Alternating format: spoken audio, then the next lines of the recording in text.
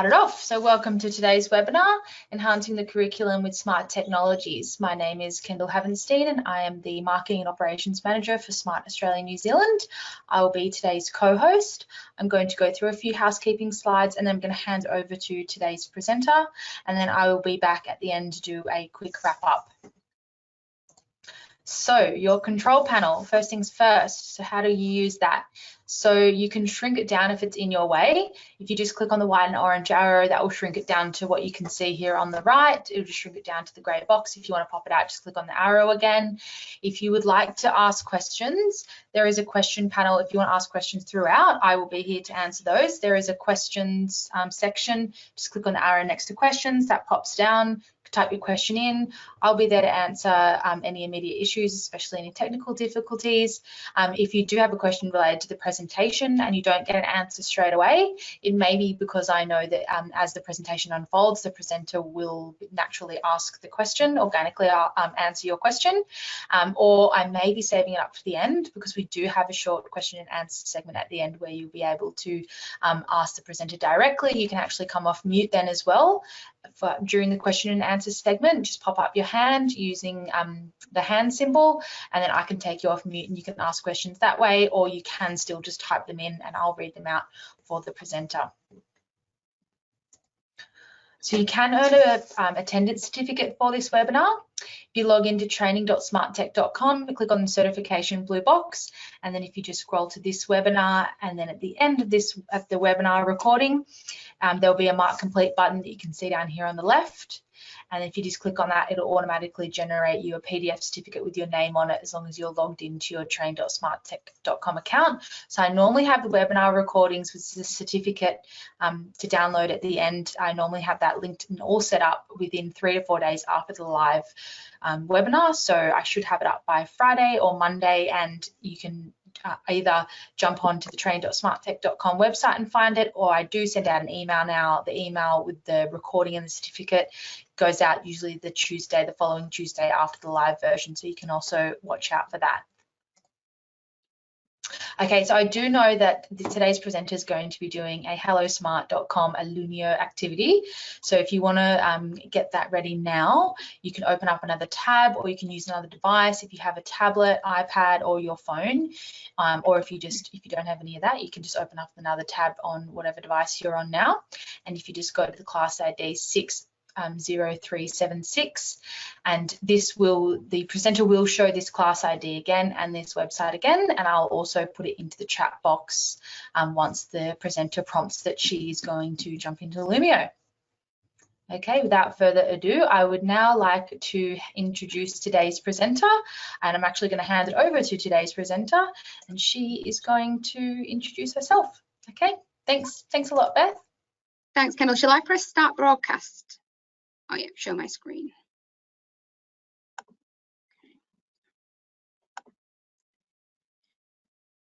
I can see your screen. Perfect. Perfect.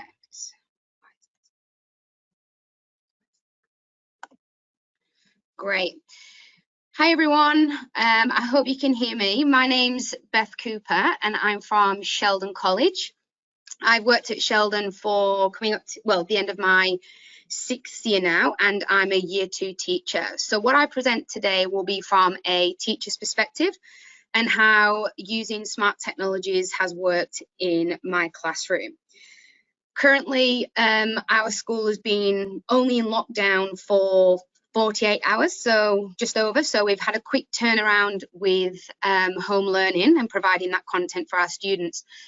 So hopefully some of what I show you today might be of use in your schools or in your classrooms that you could use for home learning too. Now, even though home learning is a bit of a tricky time and being in lockdown's tricky, I often find that I can collect some stories during this time, particularly in lockdown, with our Zoom calls that we've been doing. So we've not been doing live lessons, we've been providing online content, but we do a Zoom chat in the mornings. And this morning was a bit of a funny one, so I'm trying to cheer everyone up right now.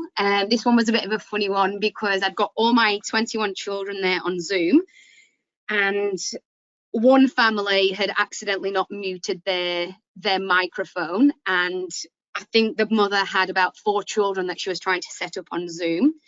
was very stressed, running around in the background, and then just lost her mind with an expletive to one of her students. So I had to quickly turn off that microphone. And then another one of my students wasn't wearing her uniform, so I asked her to get changed, of which she then proceeded to get changed on camera. So I had to quickly turn off that camera. So I feel like already on day 2, I'm already collecting a bit of a scrapbook of stories during lockdown. So we'll look forward, I guess, to what tomorrow will bring. Now, my presentation today will involve a couple of the online Hello Smart games. So if you want to join, the code is 60376, and I'll tell you when you can jump into there later.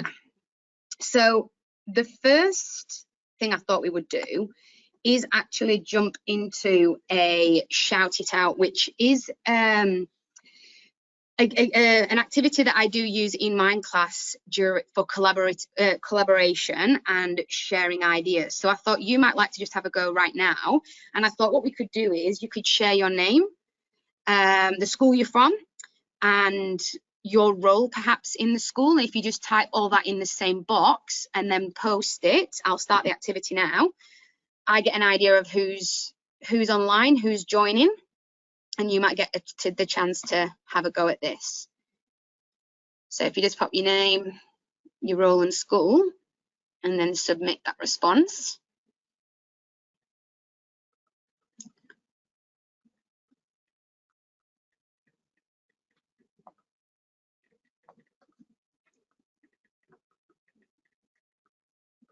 I often do this. There we've got Vanessa, our digital tech teacher from Vanessa Noonan that's joined us, from Sheldon that's joined us today.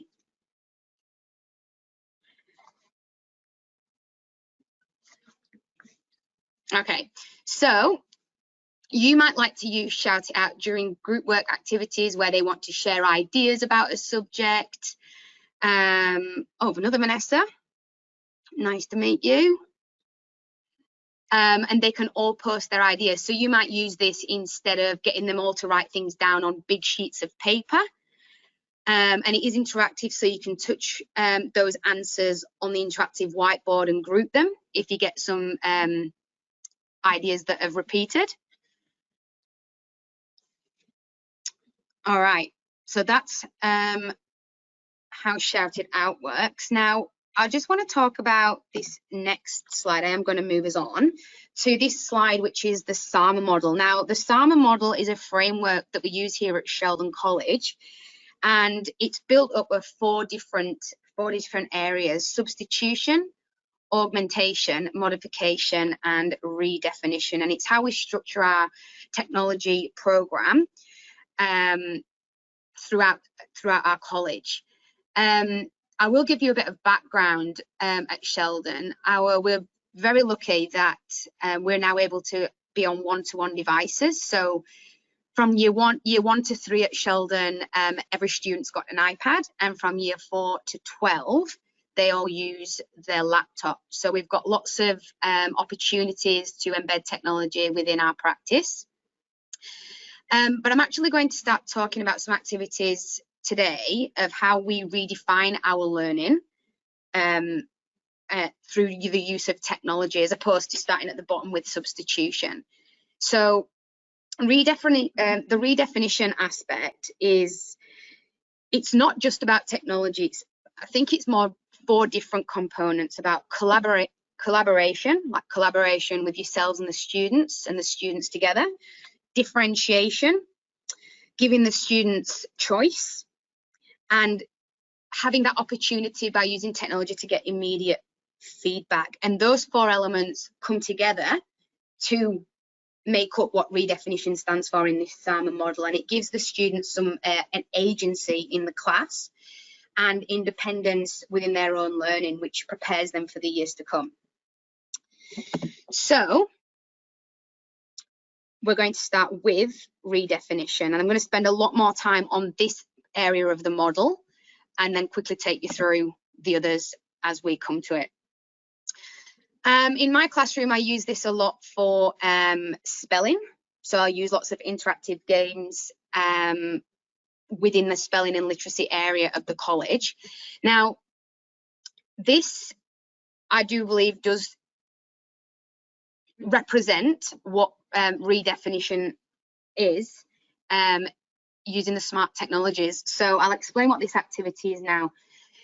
Using pre-testing spelling and I guess different, you know, their application to spelling in their work, we form different levels and differentiated groups in the class. So for example, I've got a green group, a purple group, a blue group, and an orange group. So I would set this activity up, and if you're in the green group, you're going to click on there, and if purple, and so on and so forth. So straight away we've got differentiation, because behind each of these tabs are different activities that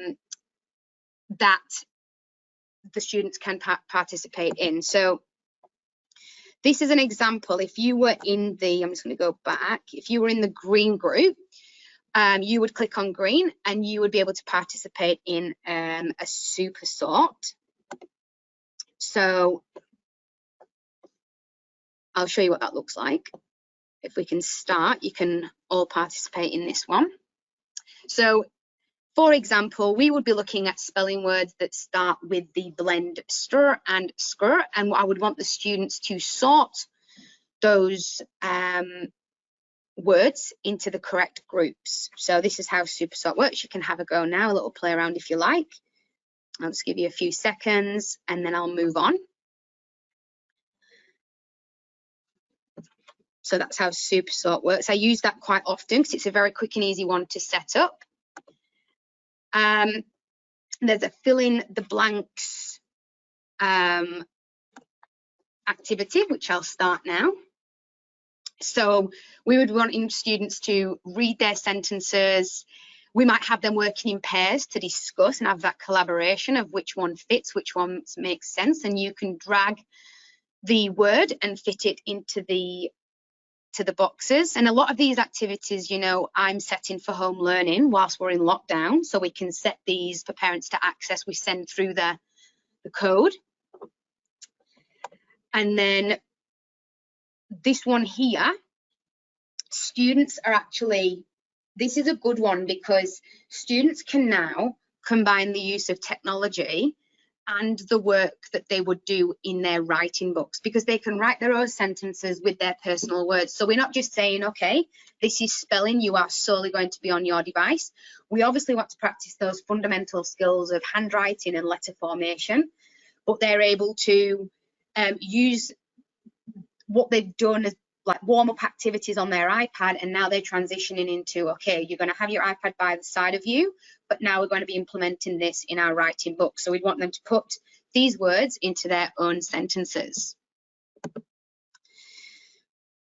Another sorting activity is where we've got them in columns and they would be sorting the words out into the correct, the sounds, and finding those phonemes and that long sound in the word.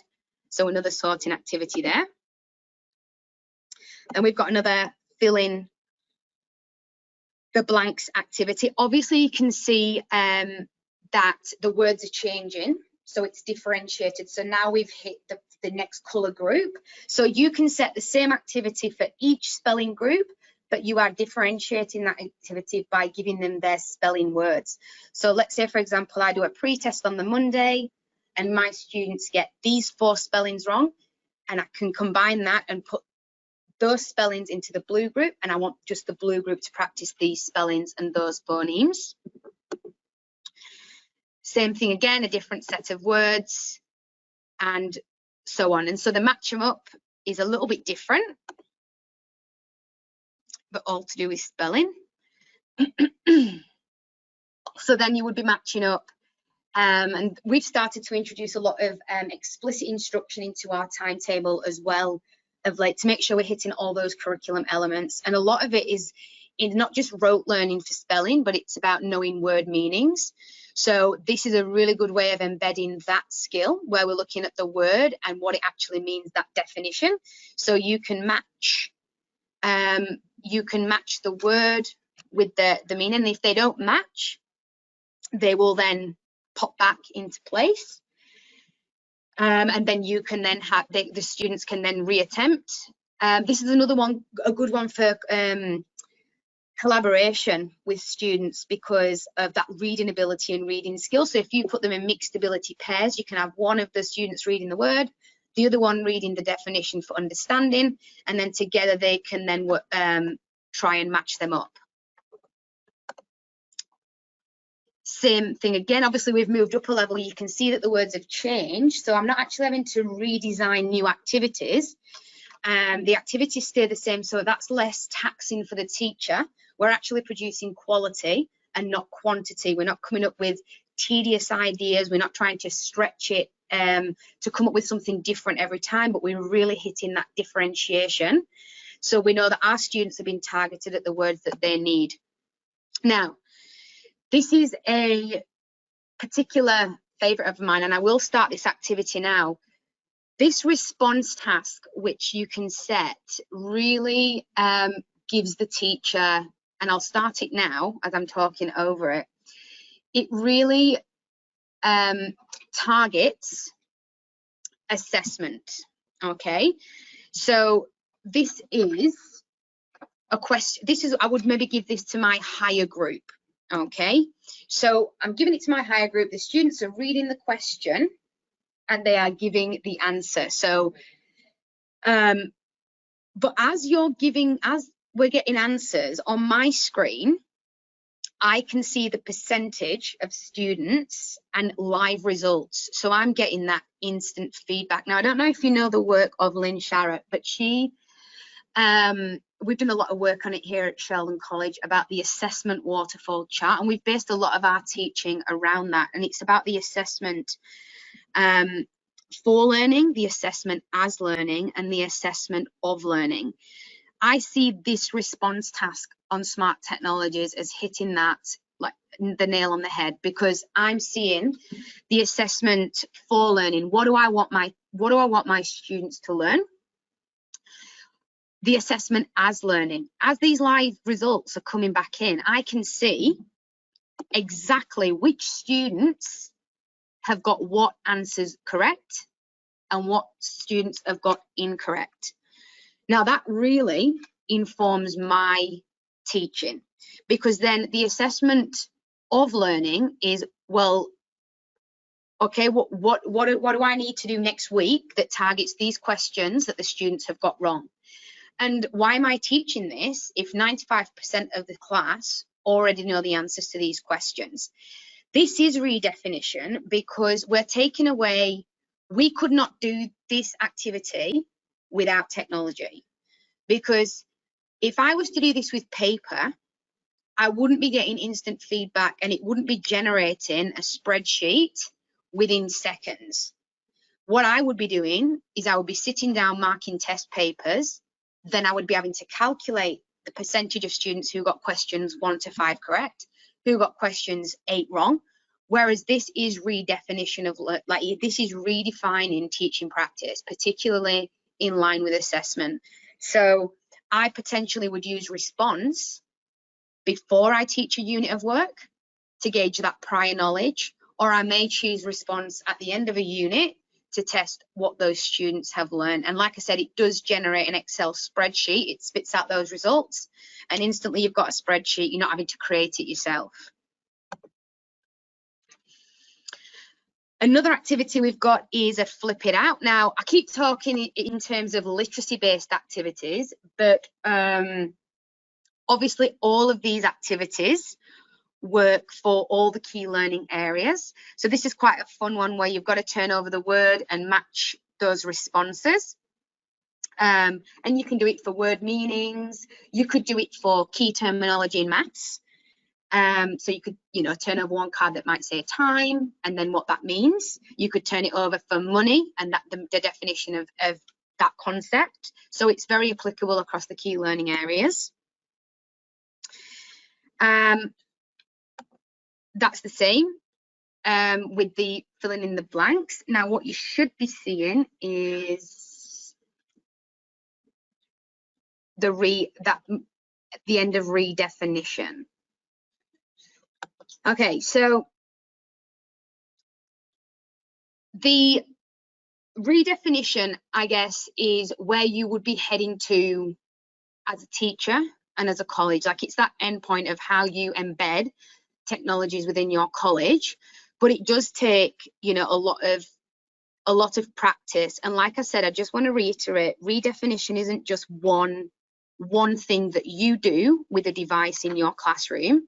It involves a lot of that background work that you probably already do, such as collaboration, when you're putting children in groups and they're discussing ideas, differentiation, when you're targeting the different abilities, giving students that choice, and then gauging that in immediate feedback. And I think with redefinition, the goal we wanting is to give our students that student agency to develop independence within the classroom, so that they can, some of the things I've been taking you through on the smart learning online, students can progress through at their own pace as well. So those activities that I set, I'm not expecting all students to move through those different slides at the same time. You can, if you click on those people there, you can hand that over to the student, and the student can control the pace at which they work through each of the tasks that you have set. And then the next stage of the SAMA model, just before you get to redefinition, would be the modification, where you're able to do the activity that you set without technology, but you're kind of redesigning it slightly to embed the iPad or the laptop or any of those activities, those live activities that I've introduced. So we're still in that, if you look to the right of the SAMA model, you can see we're still in that transformation element of it though. So modification and redefinition are in that same category, where you're thinking about redesigning those tasks to target those students as well with those different learning styles. And students that perhaps do have those learning difficulties, where we need students to be, we want them to be engaged and active. But a lot of students I know in my class, I find, that struggle to read, anything that requires too much reading, they've already tuned out of the activity. And also, you know, it relates to number and maths. You know, students that struggle with maths, suddenly they see a question, they know it's maths, and instantly they think, well, this is my weakness, I can't participate in this. I think a lot of where we come to this modification, I think this is when we hit that gamification as well. I think you're already then bringing students back in and engaging them with their activities. And look, the next activity I have got is telling the time. I don't know about you, but as a teacher, I find telling the time to be one of the trickiest concepts to teach and to keep students engaged, because I often find that telling the time, this is a skill that students need to practice at home as well. So often as well, I think teachers struggle for ideas for how to teach time, so that you come to lesson 2 and it's like, well, what can I do differently? Because student A didn't understand the concept when I taught it this way. So how can I teach it differently on Tuesday that might help them and assist with this concept? So an activity that I've got here is where you can start it yourself. We've got an empty clock face, and I want the students, and obviously this is in the lower years, but you can amend this for whatever year level you teach. You would be placing those numbers into the correct spot. Now, what's really clever about this response activity as well, as a teacher, I can go to student progress on my screen, and I can see the names of the people participating in my activity. Now, if I click on teacher test, this one here, so somebody's in here. If, let's say, this person has made an error, I can use my pen. I think it will work with touch screen. And, oh no, I've moved the, there we go. I can actually, I don't know if you can see it on yours. Yeah, I can then circle an error.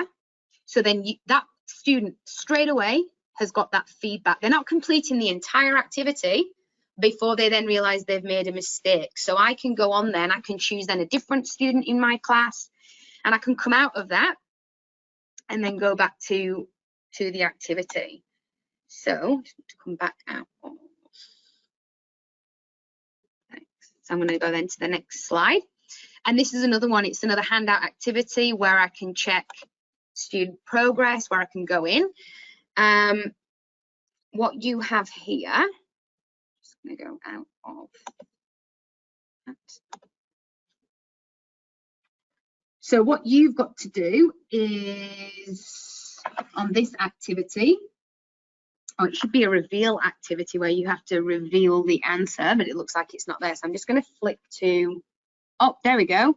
You have to use the eraser to look what 3 o'clock looks like and reveal the answer on that clock. So there's lots of things that you can do, particularly with the time.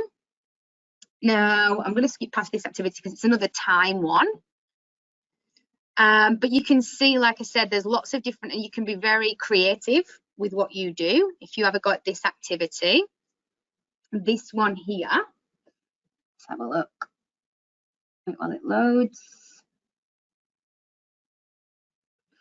Okay, so you've got to, now you've got the analog clock. What you've got to do is create the digital time. So you're going to be dragging those digits to underneath the clock. So I'm going to show the progress of a student as they're actually doing it. So I'm going to go back on. I'm going to have a look at this student here and what they're doing. Now, straight away, I can see that this person has got it correct. So I might be going on there and not just correcting errors, but actually doing my I'm marking as I go. So the students get that initial feedback. As a teacher, you do. And if you want to amend your activity on the go, it might mean that, okay, all right, boys and girls, just pause there. This is what we're going to move on to. So you're using that teacher feedback and that assessment as that the students are learning to change that activity on the fly. So we're not wasting time with students that can actually have understood that concept. We can, and that student progress then we'll see that growth over a quicker period of time. Okay, so students now have got to, now this one is a particularly good one because I often find when students are having to show me the time using the hour and the minute hand on a clock, I've often in the past had to resort to worksheets because I need the numbers to be in the correct position so that the students can then complete the activity correctly. So what I'm wanting them to then do is they're going to move the digital time underneath the clock, and then I'm wanting them to and it's quite fiddly, so some students might find it a little bit tricky who've got the fine motor skills. But if I go in and have a look at, as you're progressing through that, I can see that common errors with drawing the hands of the clock. I can see that this student here, I might be saying, actually, you've not put that hour hand on the central dot, so I might be circling there. But I might be saying, actually,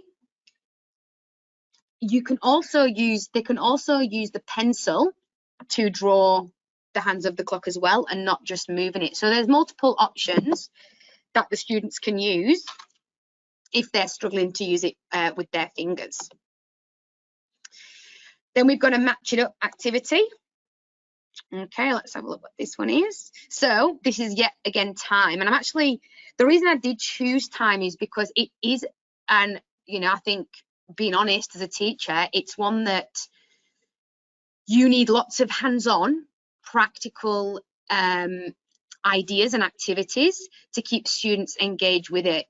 Okay, so now what I'm wanting to do, particularly when you hit this year 3 mark and we're introducing digital as well as analog, I'm wanting students to match up the analog time with the digital time. Now, if it doesn't work, it would bounce back, and if it does work, it will go up into the top. The students love this. Often if I don't want them to do it independently on the iPad, this is a great one to get the students on the carpet as a quick warm-up for time, or as a bit of a plough back at the end of the lesson to see and if they've understood the concept and that consolidation, and straight away you're getting that feedback of which students have understood it and which students haven't. And I quite like the match it up activities. They're very quick and easy to set up. And then we're testing that understanding of time in this particular activity into like a real, that real world context. Circle the activity that would take less time. So obviously that's in the early years, and understanding if they understand the actual concept and duration of time on a bigger scale. So that is task. That what I just showed you then was the modification. So it's how we redesign a task to be able to use smart technologies, but it's still something that we can do using practical. We could still have the iPad next to an actual clock. So they could be doing it, they could be turning the hands of the clock using manipulatives as well as using that device. So we're not saying, get rid of the manipulatives. We're just redesigning that task so that if we didn't have them, or we want to just move away from that lesson, we can use the iPad. Now, the next stage is augmentation. So this is where we take out the, it's like a direct substitute, but we're taking out the, let's say the manipulative or the worksheet, and we're just putting the iPad in there instead, but it's with that functional improvement. So what that means is the task may be a little bit quicker. Some students may find it a little bit more engaging if it's more like gamification. But the same rules apply, the same as it does with redefinition, really, with any of these stages of the model. You can still be using that collaboration and differentiation and giving the students choice, because all the activities are there for you to use. It's just like how you use them at these different stages. And we use this SAMA model to, I guess, to make us think outside of the box a little bit. So if we have a look at augmentation, this one here is a number sequencing activity,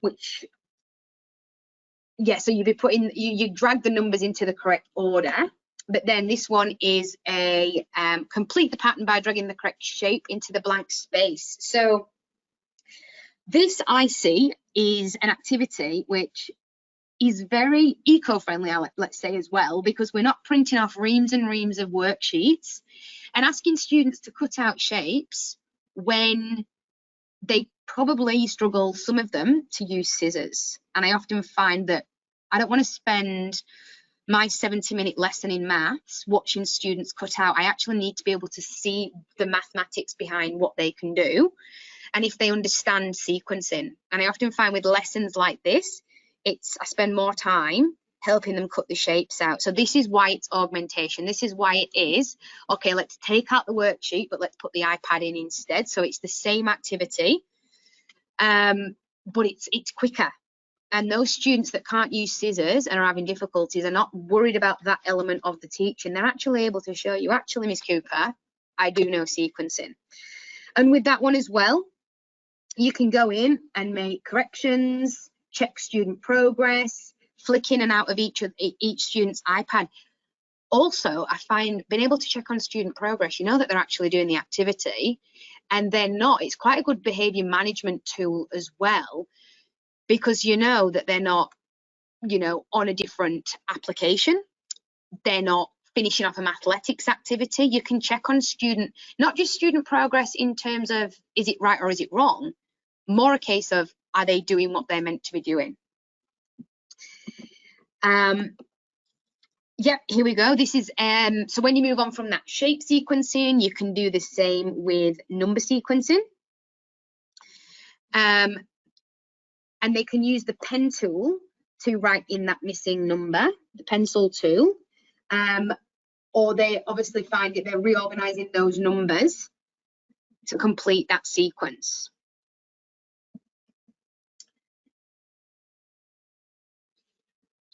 And when you're just to point out, when you're dragging those, when in these particular activities where you're dragging numbers to be in the place of something, they're created with the infinite cloner. So you're not having to, you know, retype everything as you go.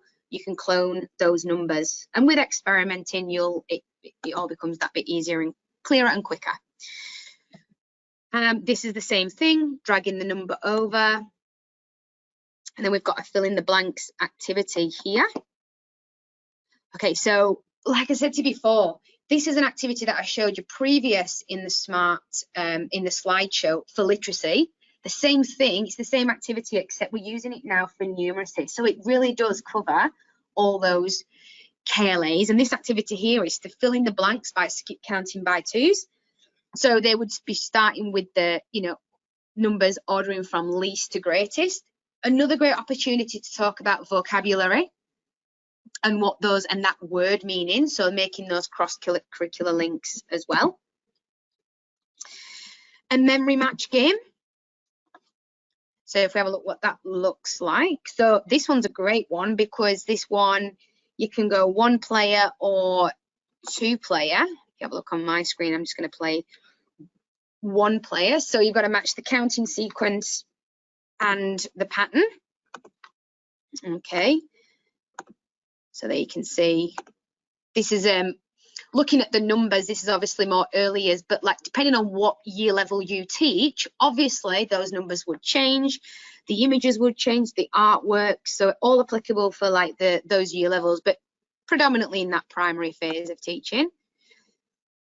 And then we move on to substitution. So technology here is, it's just acting as that direct substitute for the activity. Now, the difference between substitution and augmentation is with the augmentation, we would be seeing the speed improve with students, perhaps engagement. But substitution, it's just, we're just basically saying instead of doing this worksheet, you're going to be doing this online activity. So there's some activities here. Now, I'm not going to go into these activities, but what I will say is most teachers, and even no matter what year level, you know, year level you teach, how many years you've been teaching, it depends, and even depending on what content you're teaching, everybody starts out at this substitution level, and we don't move through to redefinition for everything. You may have strengths in maths, you may have strengths in English. And for me particularly, I've practiced this a lot more with English, so I feel like I could be at redefinition with English, perhaps in spelling.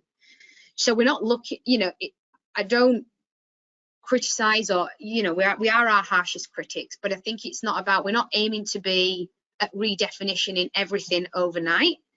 I just, as a teacher, in my professional development, chose something that I wanted to, you know, improve at and try and get to that redefinition level. But that's why we use the SAMA model. So it gives us a bit of a framework to know where we're at as a college, but also it helps individually and as a teacher to know where you're at and the improvements that you can make. So that, I feel like I've talked a million miles an hour, but I hope that that has helped and assisted in some way with how I use it within my Year 2 classroom and the model that we use here at Sheldon College.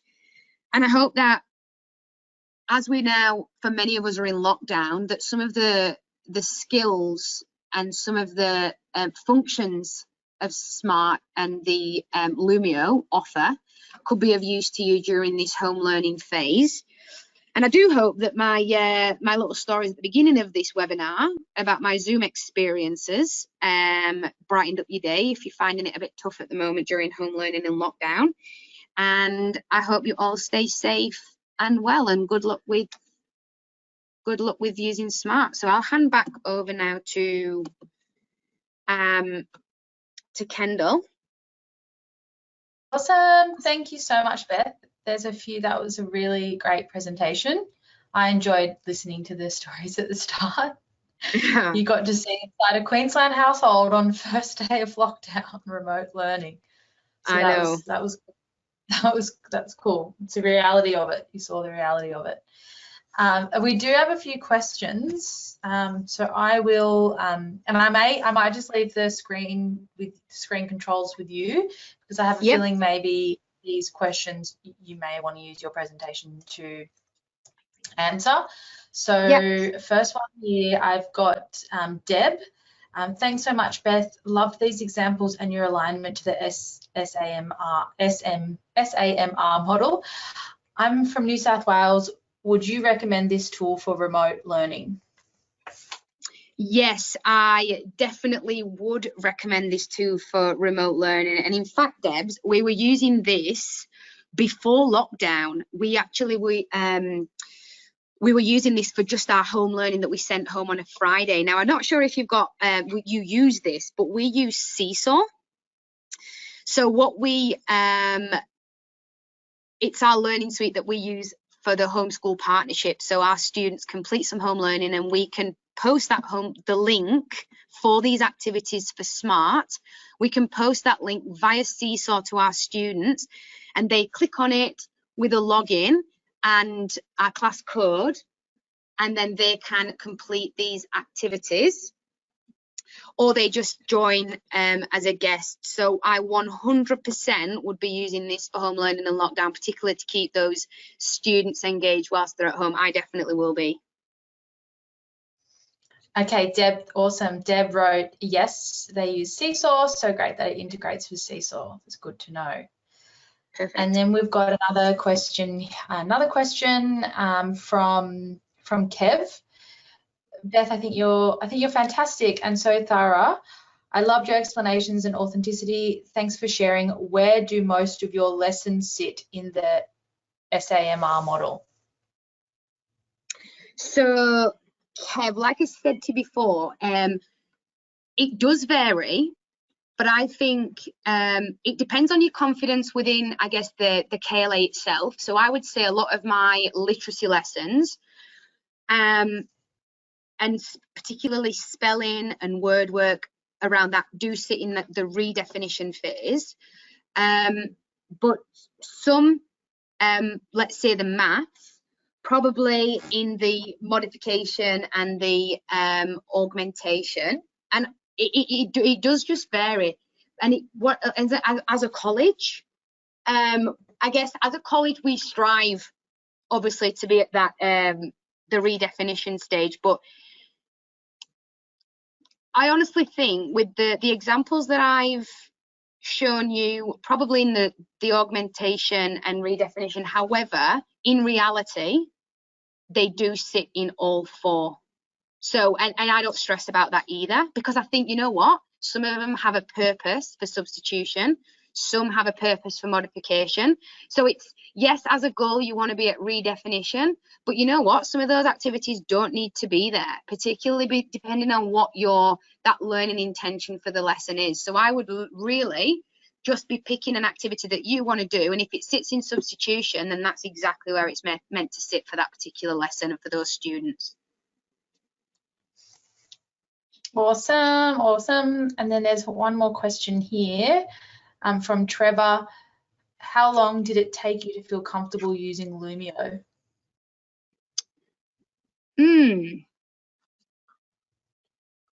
Look, I'm actually not 100% confident with Lumio.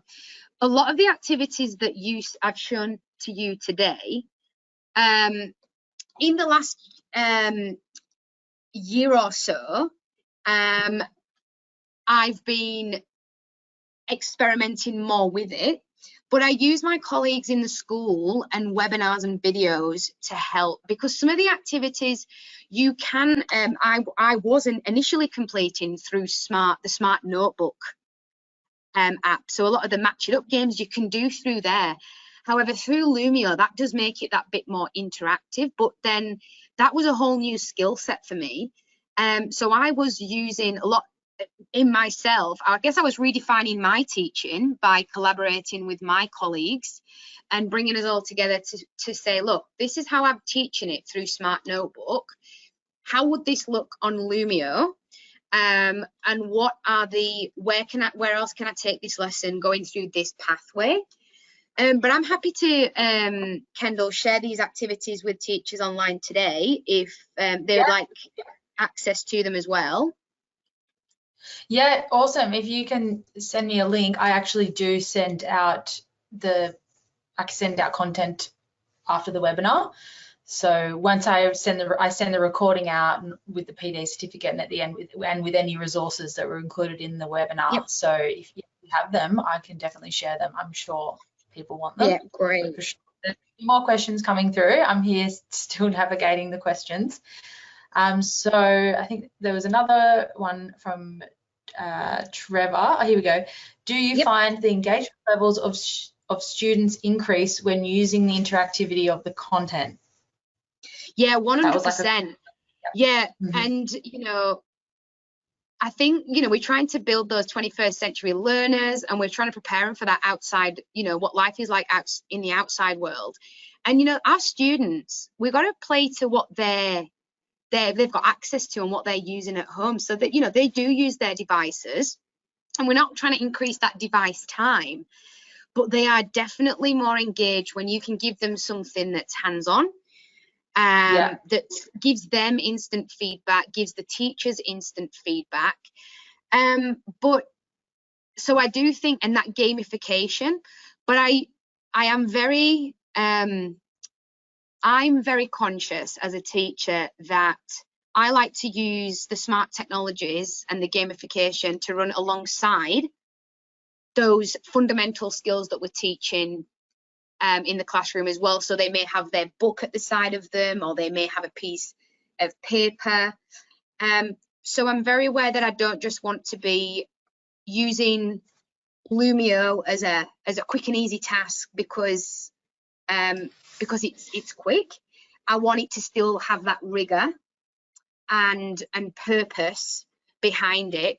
But I know, I teach year 2 students, and they are, as soon as you can put something on them that's very visual, very hands-on, kinesthetic, they are all in from the off.